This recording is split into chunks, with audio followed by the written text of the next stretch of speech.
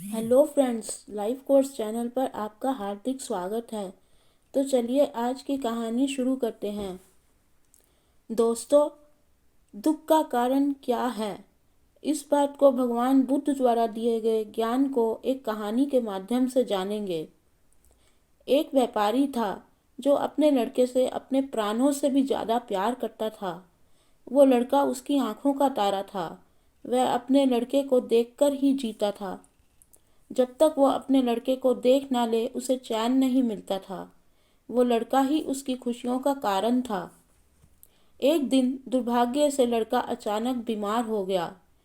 काफ़ी इलाज कराया पर लड़के की हालत दिन प्रतिदिन बिगड़ती चली जा रही थी।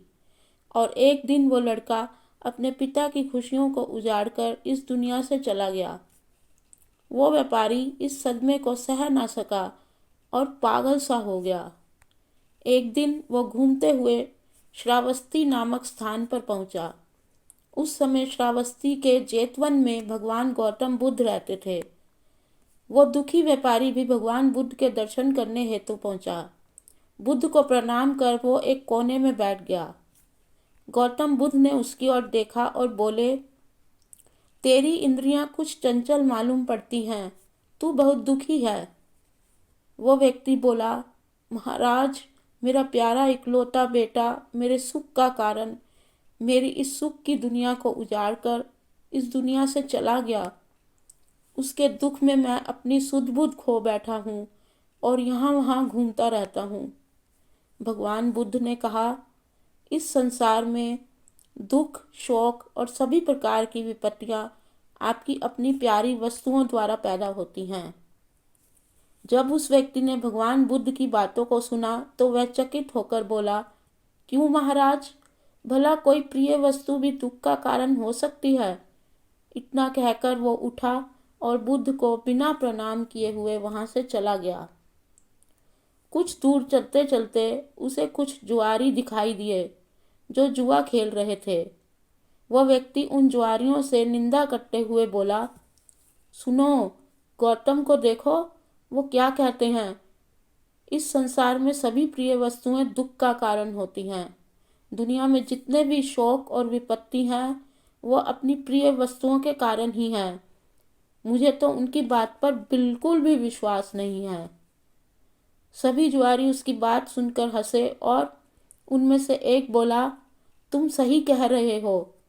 प्यारी वस्तुएं तो सुख और आनंद के लिए हैं।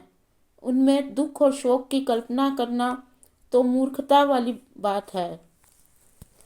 जुआरियों को अपनी बात का समर्थन करता देख वो व्यापारी बहुत खुश हो गया।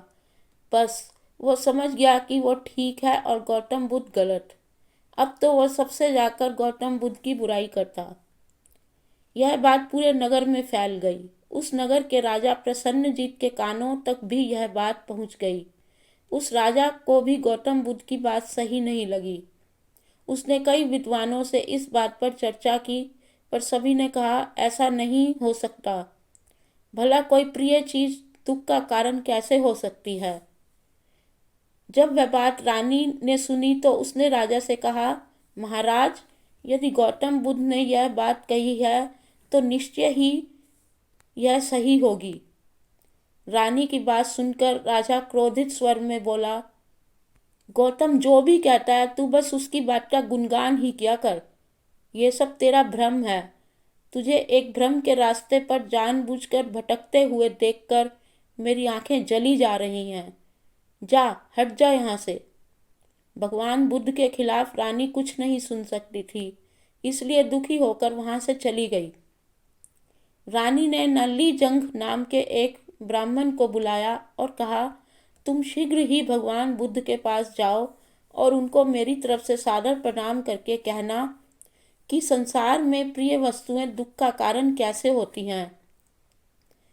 जब वह तुमको इसका उत्तर बताएं तो उनकी एक भी बात को भूल न जाना और सारी बात मुझे आकर बताना।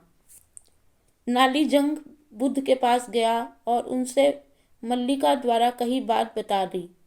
भगवान बुद्ध बोले, हाँ, इस संसार में सभी प्रिय वस्तुएं दुख का कारण होती हैं। कुछ समय पहले एक स्त्री की माँ मर गई। वो स्त्री अपनी माँ के वियोग में इतनी दुखी हो गई कि उसको अपने शरीर का भी ख्याल नहीं रहा। वो फूलों से, पेड़ों से, आते जाते राहगीरों से यही पूछती कि क्या तुमने मेरी माँ को देखा है। ऐसा इसलिए हुआ क्योंकि वो स्त्री अपनी माँ से बेहद प्यार करती थी। बुद्ध आगे बोले, इसी तरह एक स्त्री अपने मायके गई। उसके भाई उसकी शादी किसी दूसरे से करवाना चाहते थे और उस स्त्री को मजबूर कर रहे थे, पर वह स्त्री अपने पति से बहुत प्यार करती थी और उसका पति भी। पर उस स्त्री के भाइयों को यह विवाह अनुचित लगता था। एक दिन वह स्त्री किसी तरह अपने पति के पास पहुंच गई। उसके पति ने कहा कि हम इस दुनिया में नहीं मिल पा रहे, लेकिन स्वर्ग में तो जरूर मिलेंगे, कहकर अपनी पत्नी को मार दिया और खुद भी आत्महत्या कर ली।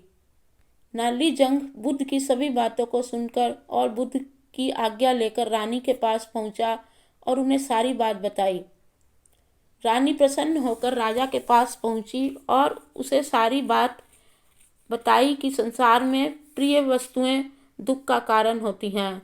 रानी की बात सुनकर राजा सन्न होकर उसे देखने लगा। रानी आगे बोली, महाराज, आपकी प्रिय पुत्री वज्जिनी आपको प्यारी लगती है ना? राजा बोला, हाँ मल्लिके, वो तो मेरी आंखों का तारा है। तब रानी ने कहा, यदि वज्जिनी के जीवन पर किसी विपत्ति का आक्रमण हो तो क्या आप दुखी नहीं होंगे? राजा बोला, दुखी नहीं का क्या मतलब, बल्कि मैं तो इसे अपने जीवन पर आक्रमण समझूंगा।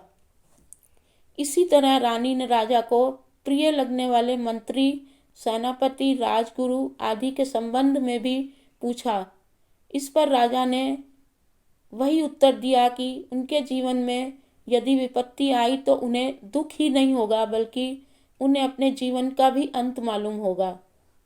रानी मुस्कुराते हुए बोली, महाराज, अब तो आपको गौतम बुद्ध की बात समझ में आ गई होगी। राजा चौकन्ना होकर सोचने लगा और बोला, गौतम बुद्ध हमेशा सही उपदेश देते हैं।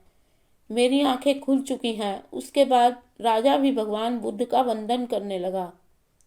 मित्रों, उम्मीद करती हूँ कि आपको ये कहानी अवश्य पसंद आई होगी और आपको कितना मोटिवेट किया, कृपया करके कमेंट के माध्यम से अवश्य बताएं। नमो बुद्धाय।